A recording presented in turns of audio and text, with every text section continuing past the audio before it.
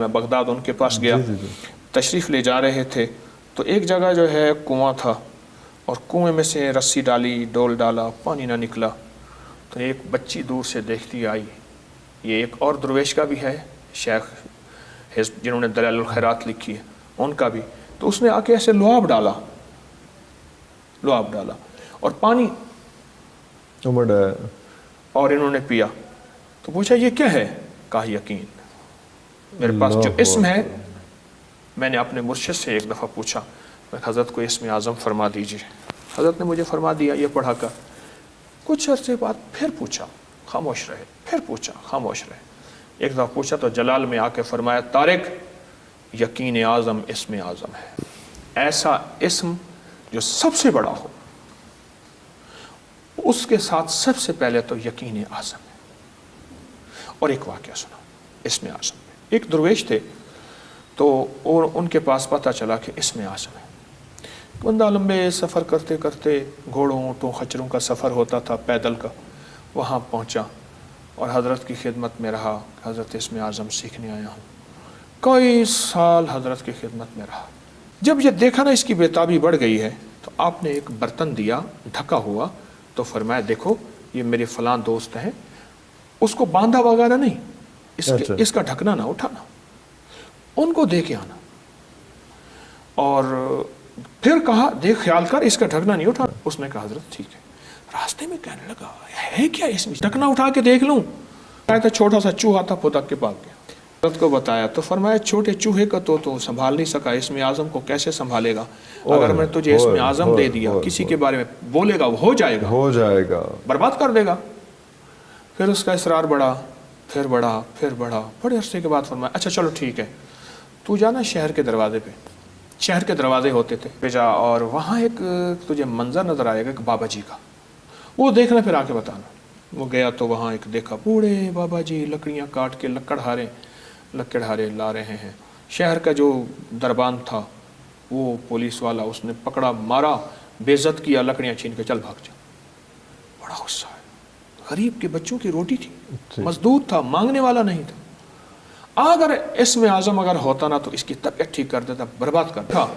انہوں نے حضرت وہ ایسے دیکھا تو فرمایا اسی بابے نے مجھے اسم اعظم سکھایا، جب اسم اعظم دیتے ہیں تو برتن اور ظرف بھی بڑا ہو جاتا ہے، ایک تو یہ بات ہے۔ دوسرا، ہماری بہت طاقتور کتابوں میں، پرانی کتابوں میں لکھا ہے کہ حضرت سلیمان علیہ السلام کی حکومت ہواؤں پہ، فضاؤں پہ، جنات پہ، پرندوں پہ، انسانوں پہ، ان کا سونے کا تخت اڑتا تھا، اس پہ 70,000 انسان، 70,000 جو ہے وہ جنات اور مخلوق ہوتی تھی، تو کہا ان کے پاس کیا حرف تھا، وہ حرف بتانے لگا ہوں۔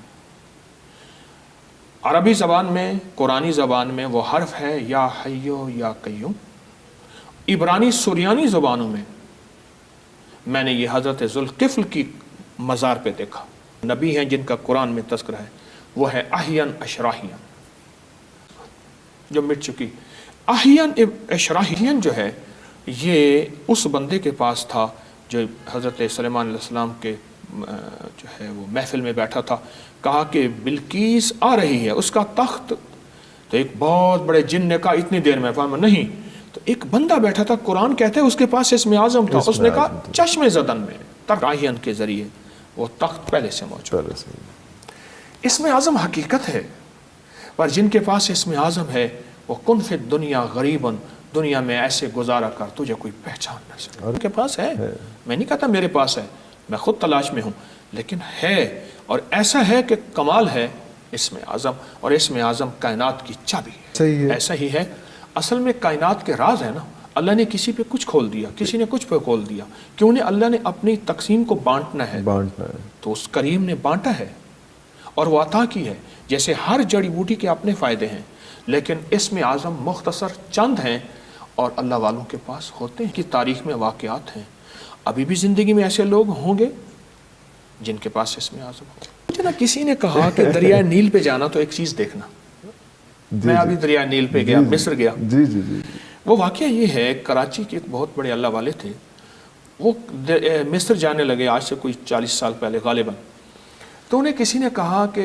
دریائے نیل کی فلاں جگہ جانا، فلاں کنارے پہ فلاں ایک گھر ہوگا، فلاں ایک بابا ہوگا، اس سے مل کے آ جانا. اس نے کہا کیوں؟ کہا بس جب جائے گا پھر پتہ چلے. وہاں ڈھونڈتے ڈھانٹتے گئے تو دریائے نیل کے کنارے ایک بابا بیٹھا تھا بڑی عمر کا. تو ان کے پاس وہ ایک ساتھ قہوہ تھا وہ پی رہا تھا. تھوڑے تھوڑے کے بعد تھوڑا بھرتا وہ پی لیتا، پھر بھرتا پھر پی لیتا. ان کے پاس گئے، انہوں نے کہا جی میں پاکستان سے آیا ہوں، کراچی سے آیا ہوں، اور کراچی سے مجھے کسی نے آپ کی کون سی ایسی چیز ہے؟ تو انہوں نے کہا کہ میری عمر 119 سال ہے. اور ایک بابے کو بلایا، او یا ولدی، او ولدی، او بیٹا، او پوترا. وہ آیا، انہوں نے کہا میرا پوترا 98 سال کا ہے. ارے اچھا. ایک اور بچہ بچارا بھاگتا دوڑتا آیا، انہوں نے کہا میرا بیٹا 6 سال کا ہے. 19 سال. اور مجھے ان بزرگوں سے ایک اور بھی پتا چلا کہ وہ 126 سال کا تھا. 119 تو ٹھیک ہے. اچھا وہ راز کیا تھا؟ وہ ایک قہوہ تھا.